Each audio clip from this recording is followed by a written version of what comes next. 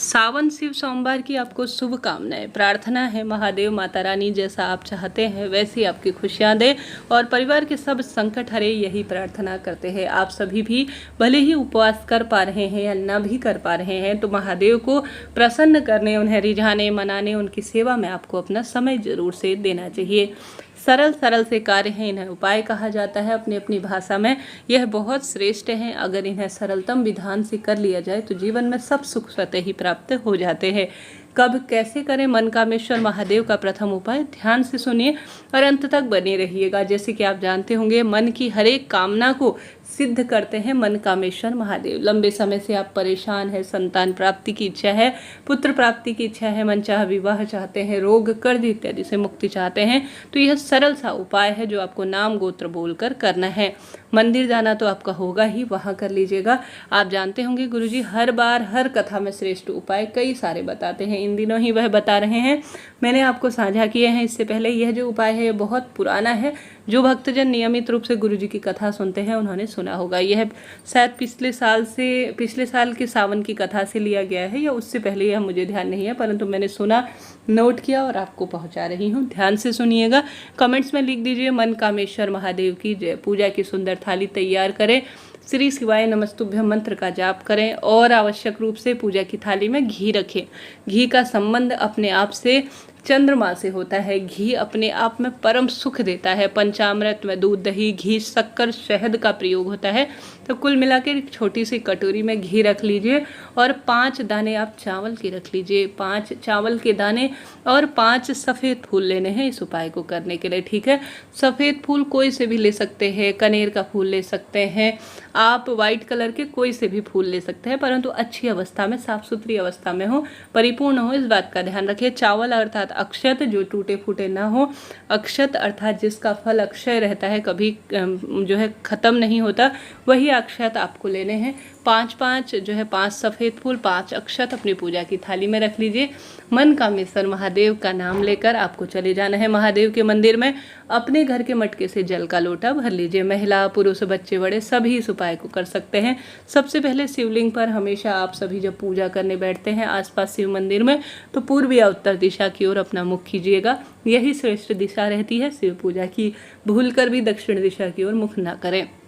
सबसे पहले शिवलिंग पर परिपूर्ण अच्छी अवस्था में जल चढ़ाएं। जैसे गणेश जी महाराज पर सबसे पहले, फिर कार्तिकेय जी भगवान, माता रानी का हस्तकमल, माँ अशोक सुंदरी से आप पूर्ण रूप से कहने का अर्थ है शिवलिंग पर जलाभिषेक करें। जल का लोटा खाली ना लाएं, इस बात का ध्यान रखें।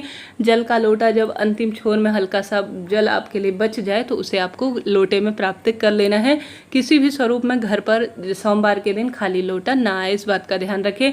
वहीं पर बैठकर इस जल का छींटन अपने ऊपर कर लीजिए। तो गुरुजी कहते हैं आप त्रिपुंड लगा रहे हैं, शरीर पर भस्म धारण कर रहे हैं, तो सोमवार के दिन यह दिव्य प्रयोग तो आपको करना ही है।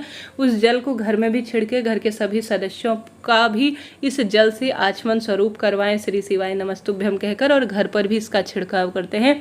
तो आप अपने शरीर में भस्म विभूति धारण कर रहे होते हैं, रुद्राक्ष धारण कर रहे होते हैं, तो सरल सा कार्य है, खाली जल का लोटा न लाएं।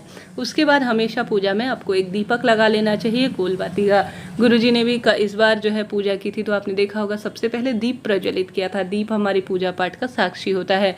निरंतर मनकामेश्वर महादेव का नाम लें और किसी व्यक्ति विशेष के लिए कर रहे हैं, जैसे अपने बच्चे के लिए कर रहे हैं कि उसका ट्रांसफ़र मेरे स्थान पर हो, मेरे पास हो, या विवाह के लिए कर रहे हैं या स्वयं अपने लिए भी है, तो अपना नाम और गोत्र बोलें। सबसे पहले प्रार्थना करें कि हे महादेव, आप सब जानते हैं, हे मनकामेश्वर महादेव, मेरी जो पीड़ा है, मेरा जो कष्ट है उसे हर लीजिए और जीवन में सब खुशियाँ दीजिए। ऐसी प्रार्थना करते हुए सबसे पहले गुरुजी कहते हैं अपने हाथ की हथेली में 5 दाने चावल के लीजिए और 5 सफ़ेद फूल अपने हाथ की हथेली में रख लीजिए। निरंतर मनकामेश्वर महादेव की जय, मनकामेश्वर महादेव की जय स्मरण करते हुए अपना नाम गोत्र बोलें। धीरे धीरे धीरे एक साथ शिवलिंग पर दोनों चीज़ 5-5 की संख्या में आपने रख रखी है, शिवलिंग पर समर्पित कर दीजिए। तत्पश्चात अपना जो है प्रणाम करें और जो एक छोटी सी कटोरी में घी लेकर गए हैं ना, उसका आप सभी को मनकामेश्वर महादेव का स्मरण कर कर माता रानी का जो हस्त कमल है जिस पर शिवलिंग विराजमान है, जिसे कटी भाग कहा जाता है, उस स्थान पर आपको घी का लेपन करना है और मनोकामना भी बोलनी है। बचा हुआ थोड़ा सा घी शिवलिंग पर अच्छी तरह से आपको लेपन कर देना है। गुरुजी कहते हैं घी चढ़ाने से जीवन में सफलता आती है, आरोग्यता होती है, रोग कर्ज संकट पीड़ा से भी मुक्ति मिल जाती है। तो सावन महीने में सोमवार के दिन मनकामेश्वर महादेव का सुंदर नाम लेकर यह उपाय कीजिएगा। झोली पसार लीजिए महादेव की ओर, एक क्षण देखिए, रोग कष्ट मिटा दीजिए, बस प्रार्थना कीजिए, विश्वास रखिए काम होगा।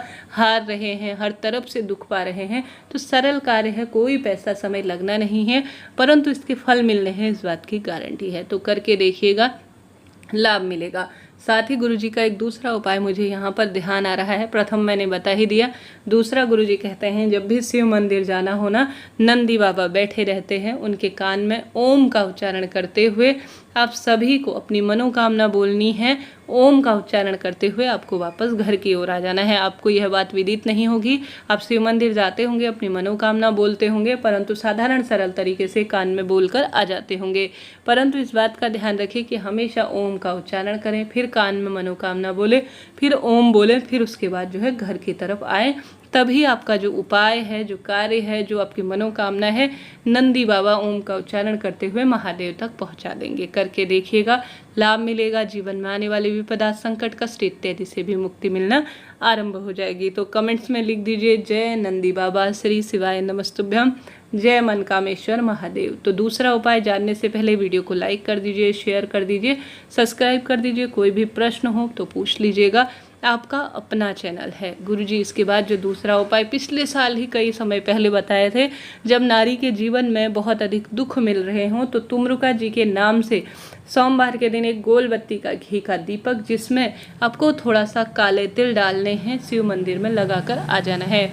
गुरुदेव कहते हैं तुमरुका जी का नाम एक ऐसा नाम है, अगर जो है सबसे पहले महादेव माँ पार्वती को शिव महापुराण की कथा तुमरुका जी महाराज ने ही सुनाई थी। उन्हें ऐसा वरदान प्राप्त है कि हे तुमरुका जी, तुमरुकेश्वर महादेव तुमरुका जी का नाम लेकर जो भी एक दीपक शिव मंदिर में लगा लेगा, जब विपदाओं में घिरा होगा तो उसके जीवन के कष्ट संकट पीड़ाओं का निदान हो जाएगा। तो करके देखिएगा, कोई पैसा समय लगना है नहीं, लाभ होना है। आप जानते होंगे गुरुजी ने पिछली कथाओं में बता रखा है, सोमवार के दिन बेलपत्र वृक्ष को पूजित करना, कच्चा दूध चढ़ाना, दीप लगाना, सिंचन करना भाग्य की रेखाओं को प्रबल करता है। गुरुजी ने हाल की ही कथा में बता रखा है, बेलपत्र की माला, बेलपत्र लेनी है, कच्चा सूत लेना है, शिव मंदिर में ही बैठकर वहाँ पड़ी हुई निर्माल्य को धोकर जो भी भक्त अपनी मनोकामना कहते हुए बेलपत्र की माला बनाकर शिवलिंग पर चढ़ा देता है अपनी मनोकामना का, यह माला बेलपत्र उसके जीवन में यह माला सुख देती है, कल्याण देती है, रोग कष्ट संकट पीड़ा से मुक्त कर देती है। तो करके देखिएगा, लाभ मिलेगा, जीवन में विपदा दूर होगी, कष्ट संकट पीड़ा से मुक्ति मिलना निश्चित है। साथ के साथ सावन के शुभ दिन में सोमवार के दिन शिवलिंग पर सोमवार के दिन कोई ना कोई 108 वस्तु जरूर से चढ़ाएं। श्री शिवाय नमस्तुभ्यम महामंत्र की एक माला का भी आप जाप करते हैं तो सुख मिलता है, कल्याण होता है, रोग संकट पीड़ा से मुक्ति मिल ही जाती है। वीडियो कैसा लगा बताइएगा जरूर।